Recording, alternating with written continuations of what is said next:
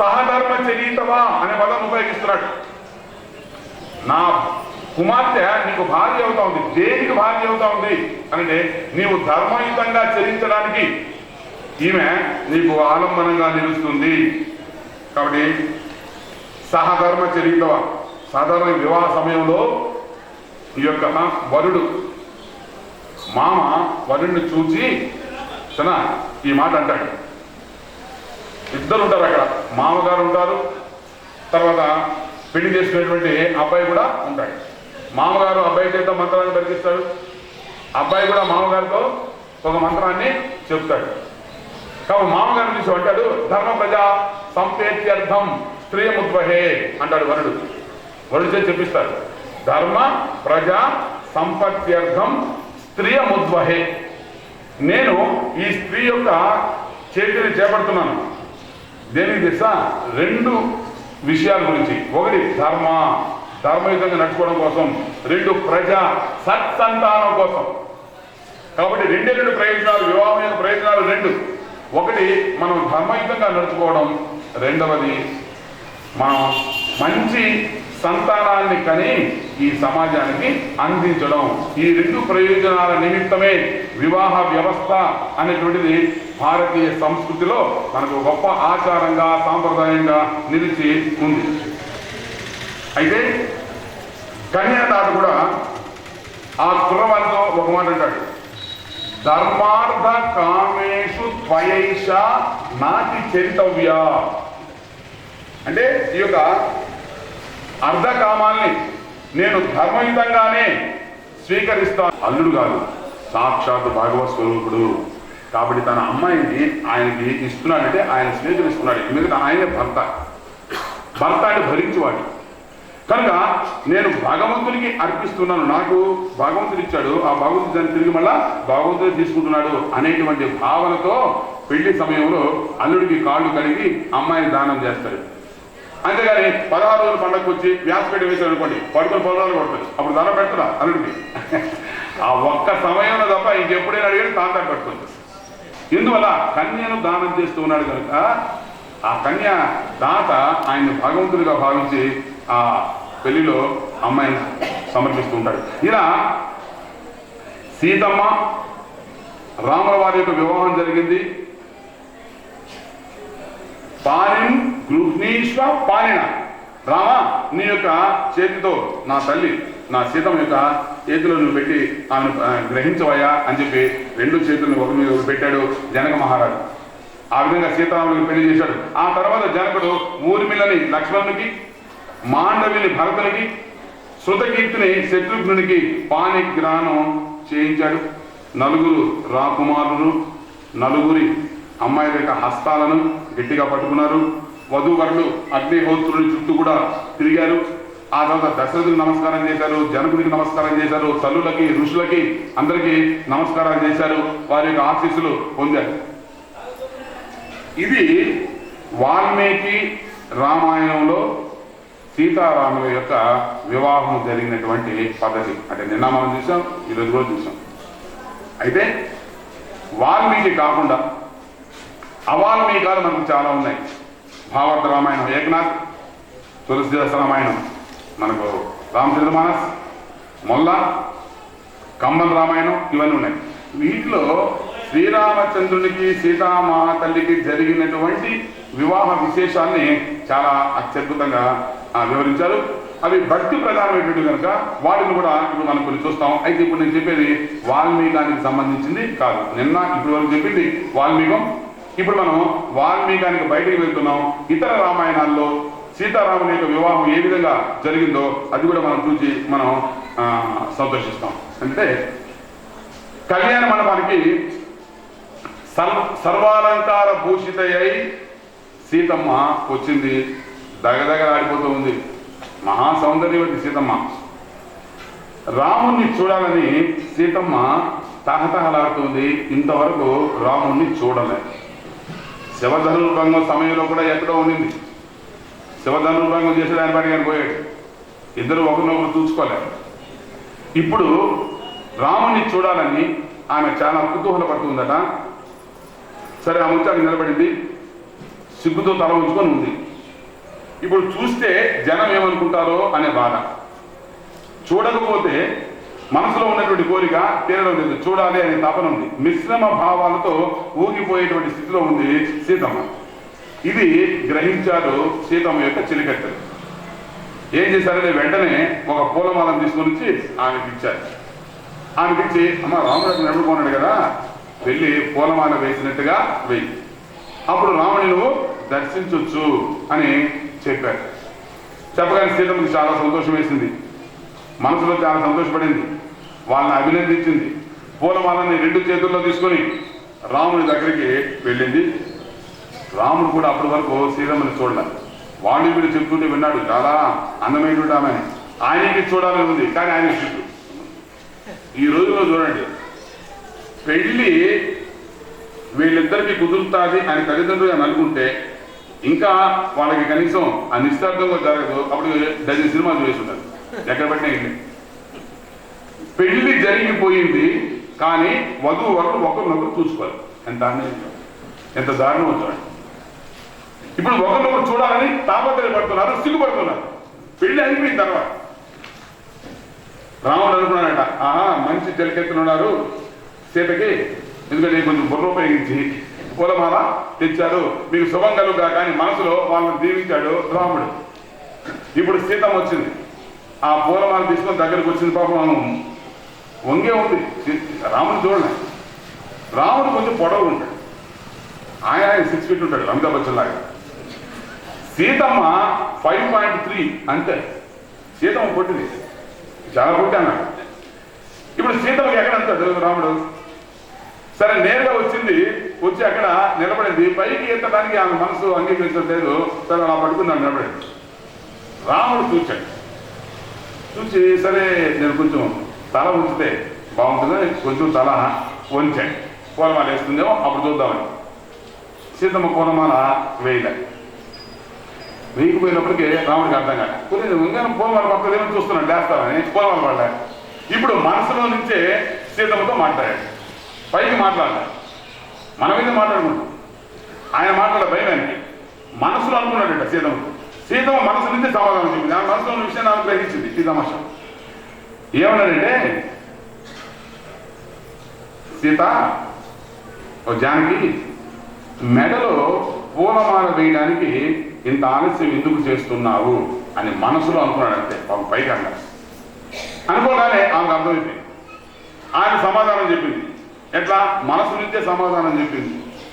స్వామి, శివధనుస్సు విరిచేటువంటి సమయంలో తమరు చేసేటువంటి విన్యాసాలు సామాన్యమా? 3 సార్లు దాని చుట్టూ తిరిగింది, దానికి దండం పెడితేవి, విశ్వామిత్రుడికి దండం పెడితేవి, వచ్చే వాళ్ళకి దండం పెడితేవి, పైకి దండం పెడితేవి, కింద నేను ఏమవుతుందని నేను చాలా బాధపడుతూ ఉంటే నీ ఇష్టం ఉంటే టైం తీసుకున్నావు. కానీ నాకు మాత్రం పూలమాల వేయడానికి కొంచెం టైం తీసుకుంటే ఎందుకు ఆలస్యం అవుతుందని అంటావా? కాబట్టి శివధనుస్సు విరిచేటప్పుడు మీరు చాలా ఆలస్యం చేశారు కనుక నేను కొంచెం ఆలస్యం చేసినా పర్వాలేదు అని ఇది మనసులో. ఇప్పుడు ఆయన అన్నాడు, నువ్వు చెప్పింది బాగానే ఉంది, కానీ శివధనుస్సు విరచడం చాలా కష్టమైనటువంటి వ్యవహారం కదా, అది చిన్న విషయం అది. కాబట్టి దాని కోసం తిరిగి నేను దండాలు పెట్టి కొంత టైం తీసుకున్నాను, పూలమాల వేయడానికి నీకు ఎందుకు అంత టైం అడిగింది. ఇప్పుడు ఆ తల్లి అంటది లోపల నుంచి, శివధనుస్సు విరచడం చాలా సులభం, ఎందుకంటే లెట్టవు ఎదిరిపోయింది. నేను చేసేటువంటి పూలమాల వ్యవహారం చాలా కష్టం, ఎందుకంటే విరచడం ఏదైనా తేలికే, గుచ్చడం కష్టం. పూలన్నీ కలిసి గుచ్చి దాన్ని ఒక మాలగా తయారు చేసి తేవాలి కదా. విరచడం, ఇప్పుడు కట్టడం చూడండి, ఒక బిల్డింగ్ కట్టాలంటే మనకి ఎంత టైం పడుతుంది? దాన్ని కూల్చాలంటే 3 రోజులు ఇచ్చామంటే చాలు, 1 రోజులు పడేస్తాం. కాబట్టి విరచడం సులభమే, కూర్చడమే చాలా కష్టం, కనుక టైం పడుతుంది, వచ్చే ఉండవయాలి. ఇప్పుడు రాముడు అన్నాడు, బాగుండదు, సరేనా నేను తల ఉంచుకొని నిలబడితే చూడు అమ్మాయి ఇంకా వేయలేదు అని జనం అనుకుంటారు, కాబట్టి వేసేయండి అన్నట. పాపం ఈమె కూడా అనిపించింది, పోందే ఎందుకు ఇలా బాధపడుతుందని ఎత్తింది. రాముడు పడిపోయిందని ఆనందంగా ఉన్నాడు. పళ్ళ పూలమాల కొద్దిసేపు చూశాడు, ఏం సీత ఏవా పూలమాల ఏవా ఉండవయా, నువ్వు కదలబాగా, నువ్వు మాట్లాడబాగా లోపల నుంచి. ఏమిటంటే ఎప్పుడైతే ఇలా ఎత్తిందో ఆమె యొక్క గాజులు అవి ముత్యాలు, రత్నాలు, వజ్రాలతో కూడినవి. ఒక వజ్రంలో రాముని యొక్క ముఖం కనిపించింది, అతనికి ఇలా ఎత్తింది, ఒక వజ్రంలో ఆయన ఫేస్ కనపడింది. ఇది ఊరుకున్నాను కదా, ఇలా ఎత్తులకు ఆ ఫేస్ కనపడింది. కనపడేటప్పటికి ఆ దాన్నే చూస్తా ఉంది. ఇది కానీ మళ్ళా చెయ్యి పైకి ఎత్తినా కిందకి ఎత్తినా ఆ ముఖం పోతుందేమోనని అలాగే పట్టుకుని అలా ఉంటుంది, అలాగే చూసుకుంటాం. రాముడే ఇలా వంచుకొని ఉన్నట్టు భర్తని. రాముడు కొద్దిసేపు చూశాడు, జానకి ఇదేమిటి అన్యాయం, నేను ఎంతసేపు తల ఉంచుకొని ఉంటాను, ఒక్కసారి వేసే ఉండవయ్యా చాలు కానీ వేసేమంటూ ఉంటావు, కదిలించానంటే నీ యొక్క ముఖం మొత్తం దీంట్లో నేను చూస్తున్నాను, నీ ముఖాన్ని పసిపోయి చూస్తున్నాను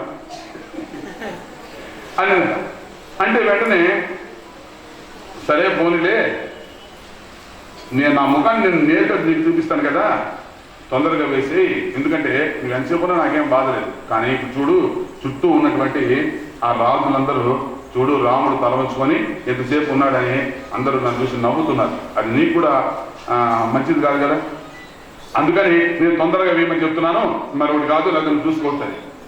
ఏమండి దాని గురించి నేను ఆలస్యం చేస్తున్నాను, శివధనుస్సుని కనీసం తాకేందుకు కూడా అర్హత వీళ్ళకి లేదు, దాన్ని కదిలించే శక్తి కూడా వీళ్ళకి లేకుండా పోయింది.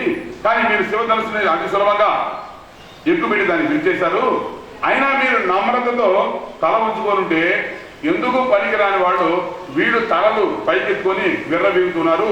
వినయం కలిగిన వారికి, అహంకారం కలిగిన వారికి తేడాని సభికులందరూ గమనించాలి అని మీ గొప్పతనాన్ని చాటడం కోసం నేను ఆలోచన చేస్తున్నాను. నేను రాముడు అనుకున్నాడు ఇంత మాట్లాడే ప్రయోజనం లేదు, ఇంకా ఇలాగే సమాధానం చెప్తూ ఉంటుంది అని అనుకొని ఒక్కసారి లక్ష్మణుని చూసి లక్ష్మణ అన్నాడు. లక్ష్మణుడు లక్ష్మణ ప్లీజ్.